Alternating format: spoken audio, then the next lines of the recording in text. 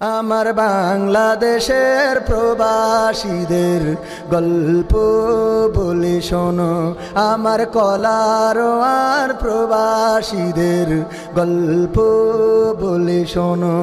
এ গল্প তো কল্পনা নয়, তোমরা কি তা জানো? ও ভাই, এ গল্প তো কল্পনা নয়, তোমরা কি তা জানো? আমার বাংলাদেশে প্রবাসীদের গল্প বলে শোনো। পল্লী গায়ের দুরন্ত ছেলে বাপে ডাকে খোকা, হঠাৎ করে ঢুকলো মাথায় বিদেশ যাওয়ার পোকা। রোগে শোকে ক্লান্ত পিতা খাটার নাই উপায়, বেকার ছেলের এমন কথায় বাবাও দিল সাই। ক্ষেতের জমি হালের গরু বিক্রয় করে দিয়ে